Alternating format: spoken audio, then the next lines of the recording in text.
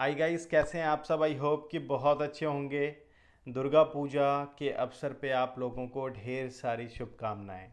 अब जैसे हम लोगों ने आईडीबीआई जूनियर असिस्टेंट मैनेजर के लिए एग्ज़ाम दिया है, तो डेफिनेटली इस एग्ज़ाम के रिज़ल्ट के बारे में हमारे अंदर क्रियोसिटी होगा।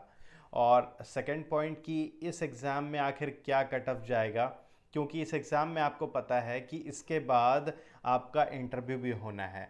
तो नॉर्मली इंटरव्यू में कितना कैंडिडेट को बुलाया जाएगा on the basis of the performance of your written examination. अगर मैं इसमें नोटिफिकेशन का बात करूं तो नोटिफिकेशन में ये साफ साफ बताया गया है कि आईडीबीआई का जो एग्ज़ाम हुआ, आईडीबीआई के एग्ज़ाम के परफॉर्मेंस के बेसिस पे एग्ज़ाम बैंक तभी ये डिसाइड करेगा कि कितने कैंडिडेट को इंटरव्यू के लिए बुलाना है। और इंटरव्यू में अगर आप सेलेक्ट हो जाते हो देन डेफिनेटली आपका ज्वाइनिंग होगा। अब देखिए, मैं नोटिफिकेशन से एक पॉइंट पढ़ता हूँ कि while the number of the candidate to be called for the interview will be at the description of the IDBI bank and adequate number of the candidate in each category will be will have the adequate number of the candidate will decided by the bank. ठीक है। And during interview you have option that you can choose either Hindi और English. ये साफ साफ लिखा हुआ है। अब बात है कि आईडीबीआई का जो एग्ज़ाम हुआ, इस एग्ज़ाम के बाद आपका रिजल्ट कब तक आएगा। देखिए, मैं अगर बताऊं कि रिजल्ट जो आईडीबीआई का आएगा, मोस्ट प्रोबेबली आपका 20 to 25 डेज आपका टाइम लगता है। ठीक है, आपका इस ड्यूरेशन में आपका रिजल्ट आ जाता है। एंड आफ्टर दैट रिजल्ट में अगर हम लोग अदर बैंक की बात करें तो इंटरव्यू में क्या होता है कि 3 का रेशियो से कैंडिडेट को बुलाया जाता है, 1:3 का रेशियो। मतलब हर 3 कैंडिडेट पे एक कैंडिडेट के लिए एक कैंडिडेट को लेने का इनका डिसीजन होता है। बट नॉर्मली देखिए, इसमें भी यही होगा और यहाँ पर थोड़ा बहुत हेरफेर हो सकता है क्योंकि डिपेंड करता है आईडीबीआई के डिसीजन पे।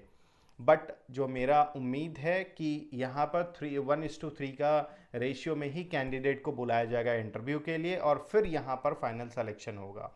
रिजल्ट और इंटरव्यू इन दोनों के बाद आपका फाइनल जो ज्वाइनिंग होगा, उसके बाद आपको पता है कि यहाँ पर एक पर्टिकुलर कोर्स होगा और इस कोर्स को आपको कंप्लीट करना है माय डियर फ्रेंड्स। तो देखिए, यहाँ इस एग्ज़ाम में के बाद जो रिज़ल्ट का टाइम ड्यूरेशन अगर देखा जाए तो बहुत ज़्यादा नहीं लगेगा, बट फिर भी अप्रॉक्सीमेटली आपको 20 to 25 डेज लेके चलना है।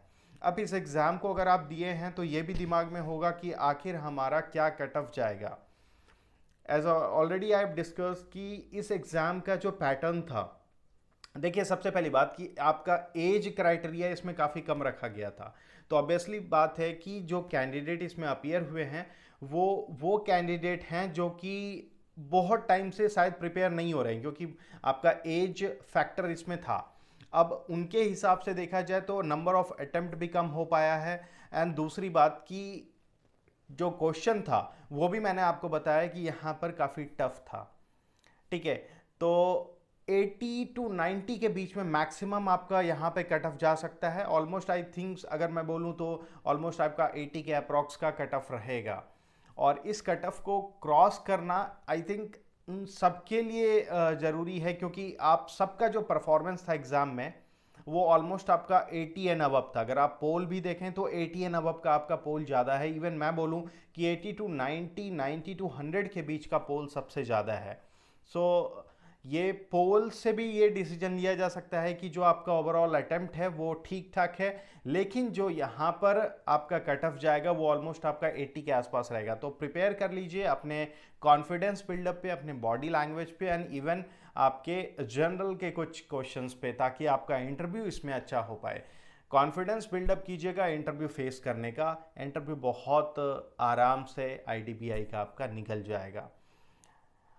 तो यही मैं आप लोगों के साथ शेयर करना चाह रहा था इस वीडियो में।